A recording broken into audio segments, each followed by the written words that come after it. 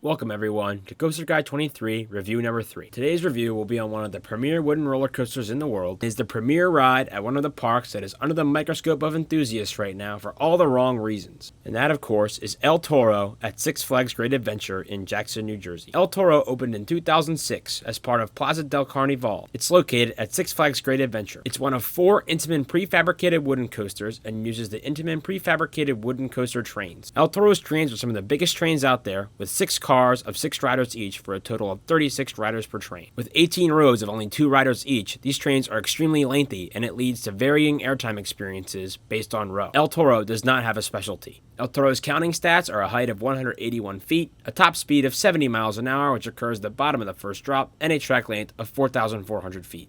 In the scheme of all roller coasters, El Toro's counting stats are already pretty above average, but taking into account that it's wooden, El Toro is absolutely in the conversation for largest scale wooden coaster out there. Now let's jump into El Toro's element profile. El Toro has 14 total elements, including 6 airtime moments, 0 inversions, and 8 maneuvers. Being a quote-unquote traditional wooden coaster, we do not expect this to have inversions, so I will not be hurting El Toro too much in my overall score for not having any. As I mentioned previously, El Toro is built from Intamin's prefabricated wooden track. This means that all of El Toro's wooden pieces, specifically its track, were manufactured in factory before being transported to the site to be built. This varies greatly from methodology used by other wooden coaster manufacturers and allows El Toro to ideally run smoother and be able to pull forces more similar to that of a steel coaster.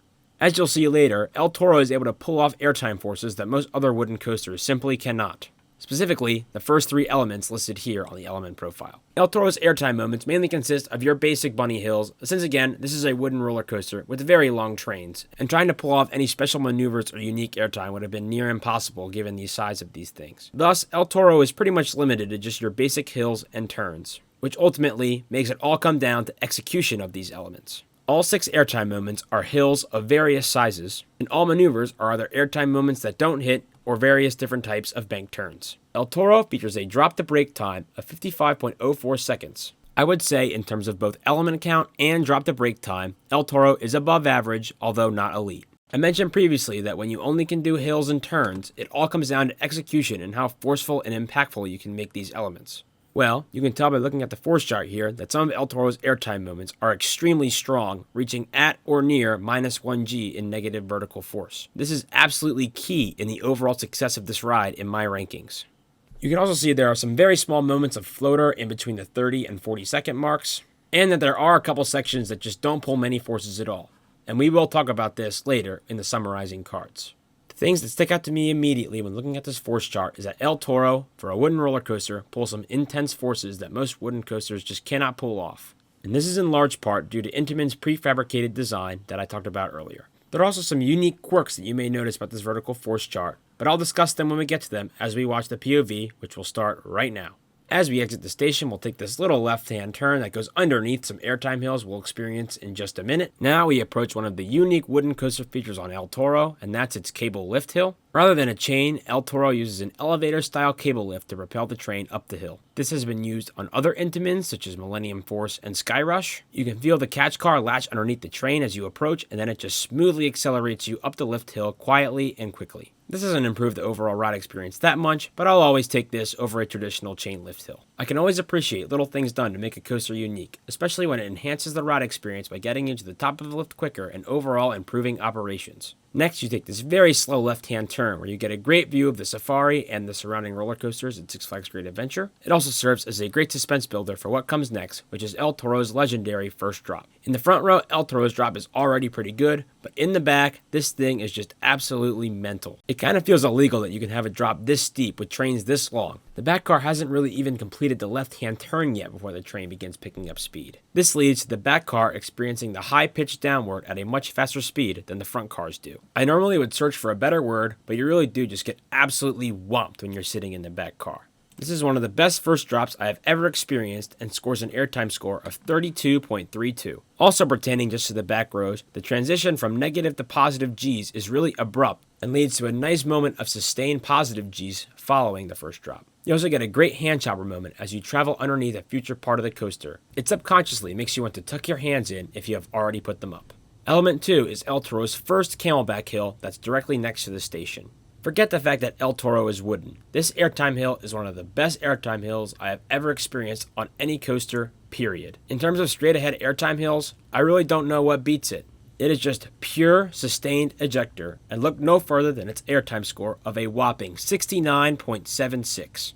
Coming out of the rather intense valley, going over this airtime hill just absolutely throws you. The upstop wheels working to keep the train attached to the track make a beautiful crunching noise as the train goes over this hill.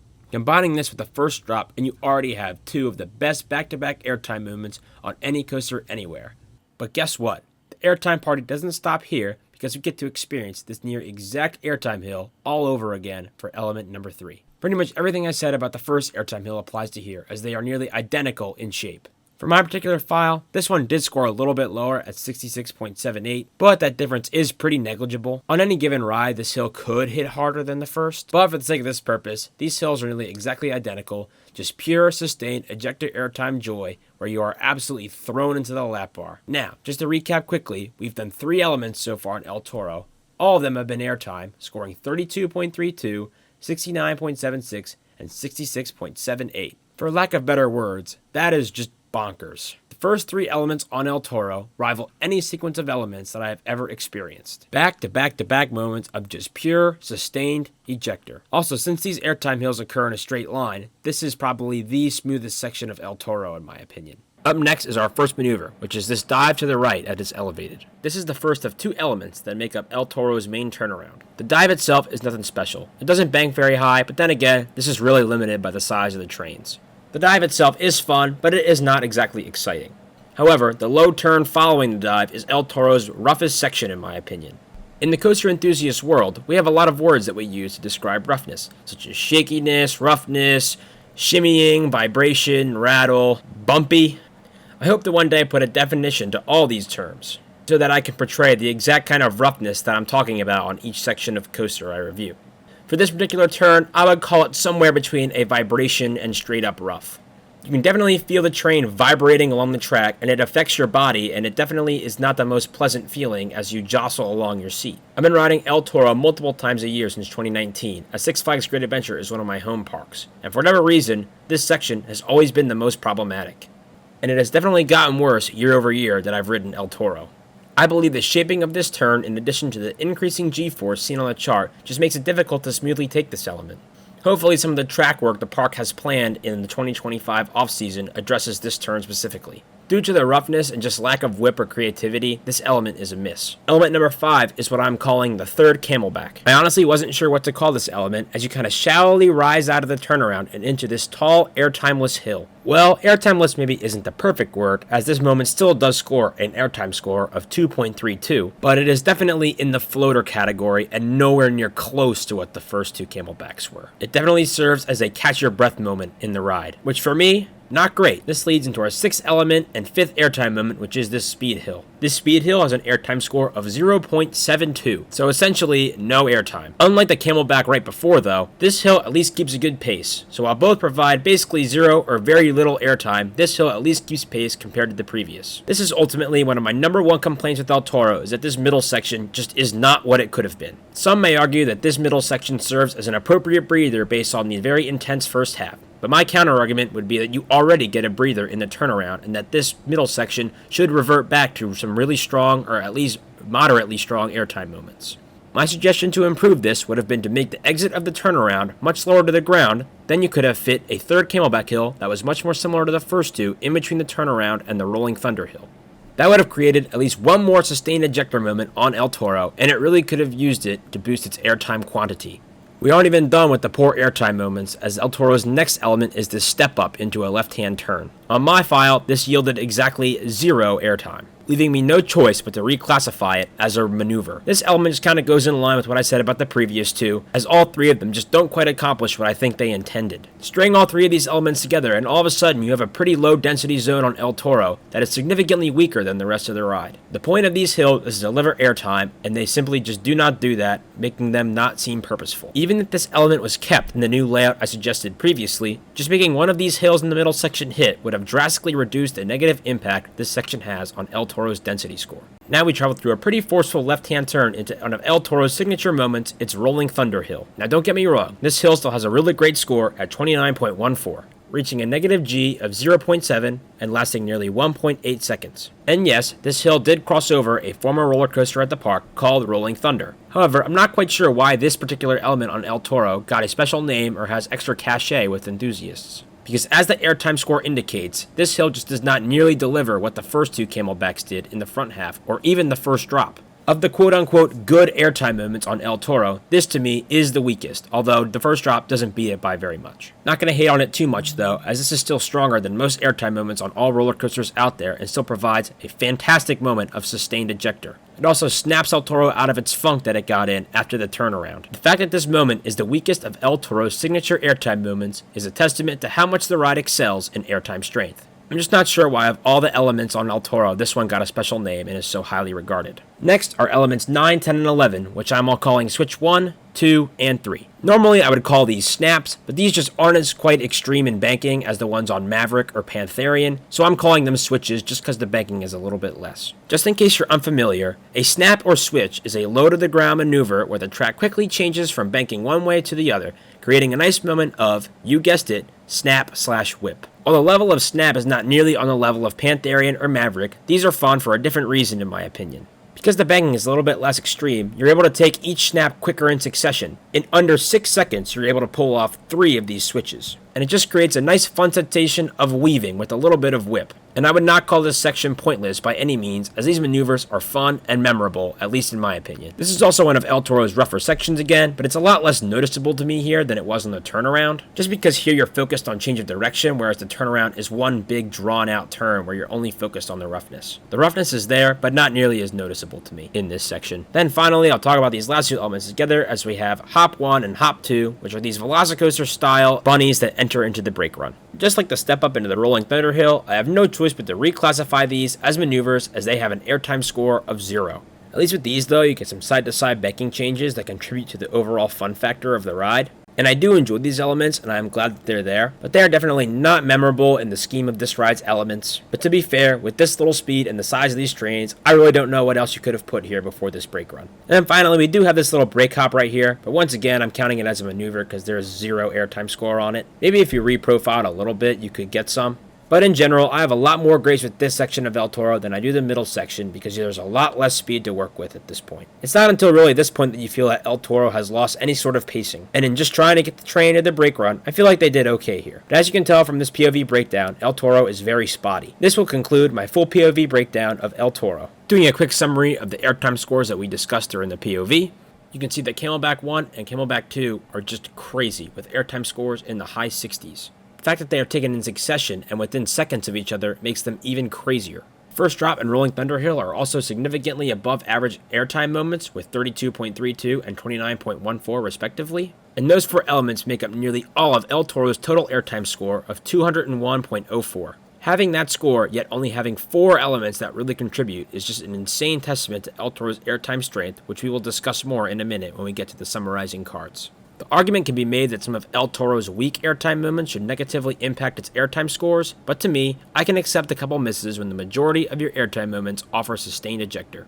El Toro is not looking to provide you with a ton of airtime moments, but it is looking to provide a couple airtime moments that are absolutely exceptional, and it does just that. In total, El Toro has 8.48 seconds of airtime. When you only have 4 real airtime moments contributing to that number, that means each of them lasts about 2 seconds. Which again really reiterates El Toro's focus in making a couple airtime moments stand out as exceptional.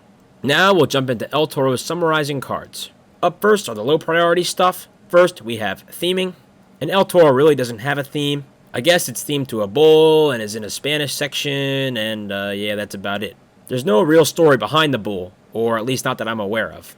Even if there is a story, the fact that I've been going to the park for so long and still haven't picked up on it kind of only justifies even more as to why I'm scoring theming so low. Moving on to presentation, El Toro is an absolute capacity monster with 36 passenger trains, 2 of them, and overall the operations are pretty good based on my personal experience. For loose article policy, El Toro, as of recently, has free double-sided lockers, which for me, as a frequent visitor of the park, is a very welcome addition. Overall, the station looks nice. It's recycled from a previous roller coaster and really fits well with the Spanish theme. And there's some other light touches, such as a bull statue, the trains are themed to mine carts, and so on and so forth. The loose article policy and operations are enough to push El Toro above average in presentation for me, but really it can't move any higher just because there's not enough scenery or theming around the general area. Up next we have laterals, and for El Toro, its main laterals are going to be on the switches.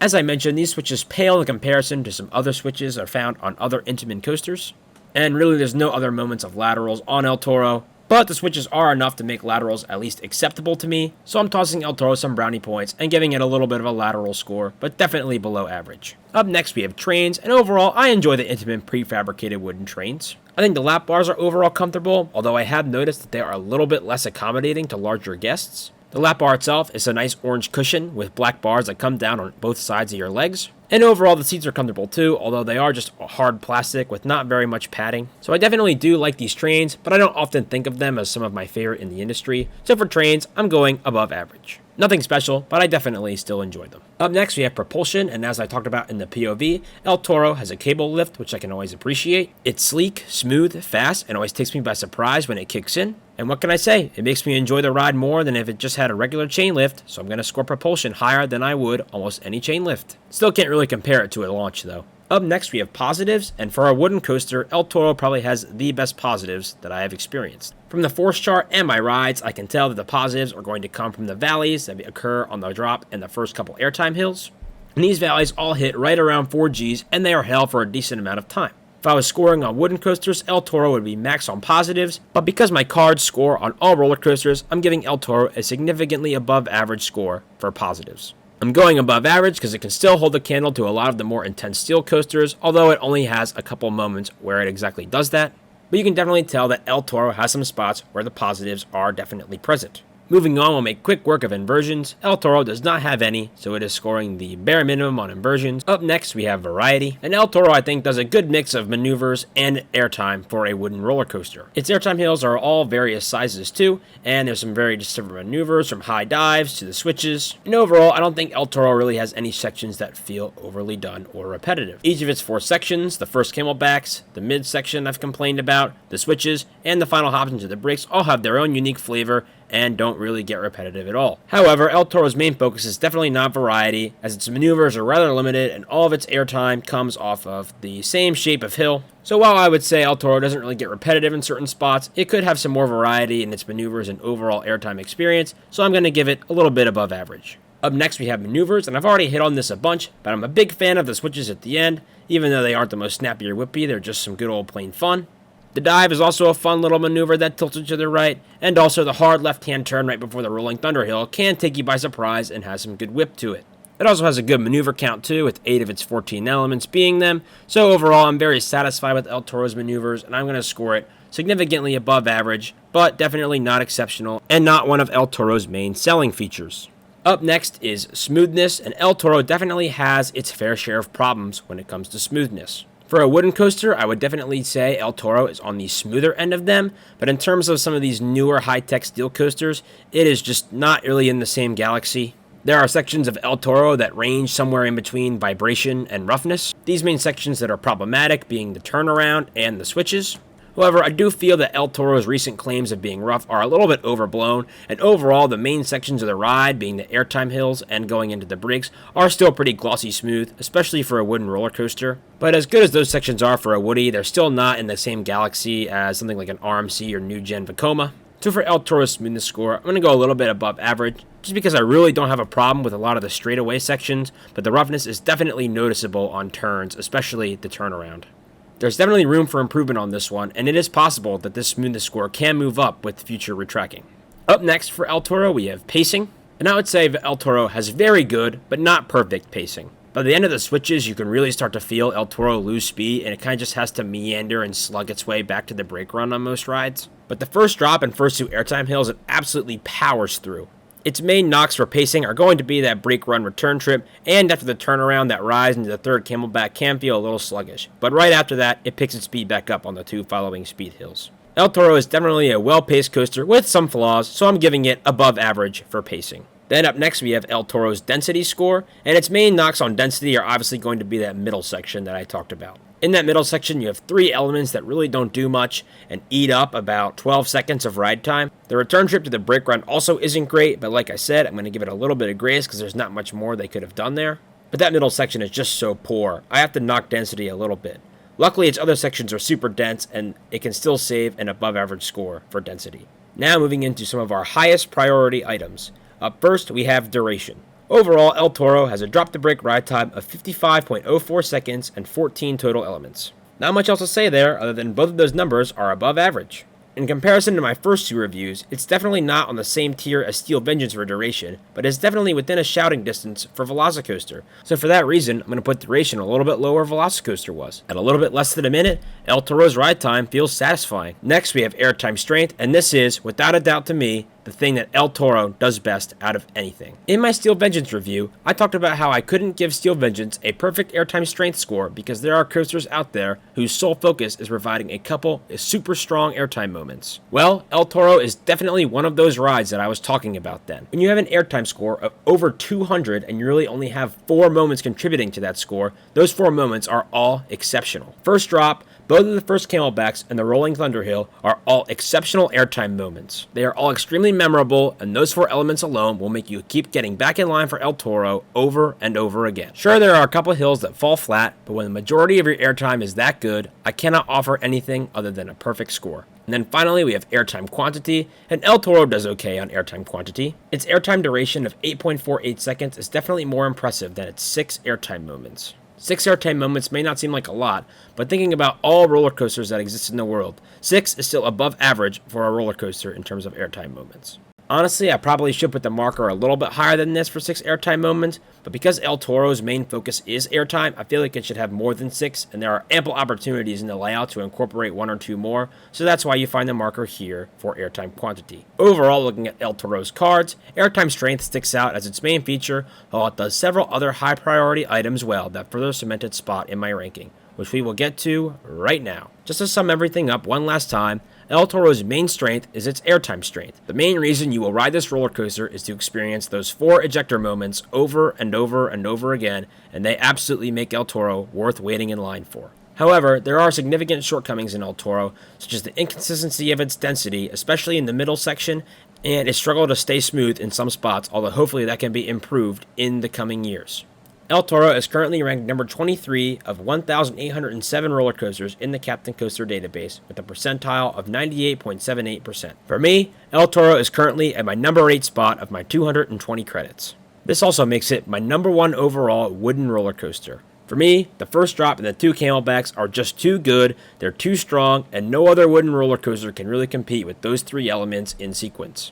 The strength of this airtime makes El Toro really stand out to me as a wooden roller coaster, and I'll take those 4 strong airtime moments all day over a coaster that offers repeated weak airtime. This will conclude CoasterGuy23 review number 3 on El Toro at Six Flags Great Adventure. If you don't want to have to wait for all my reviews to come out to view my current list of roller coasters, find me on CaptainCoaster.com, username CoasterGuy23. To view my coaster count, parks visited, ride stats, and a bunch of other stuff, friend me on LogRide, also at CoasterGuy23. To view or download any of my RideForce files, visit my profile on RideForce's DB, also at CoasterGuy23. Thank you guys all for watching, and we'll see you in the next one.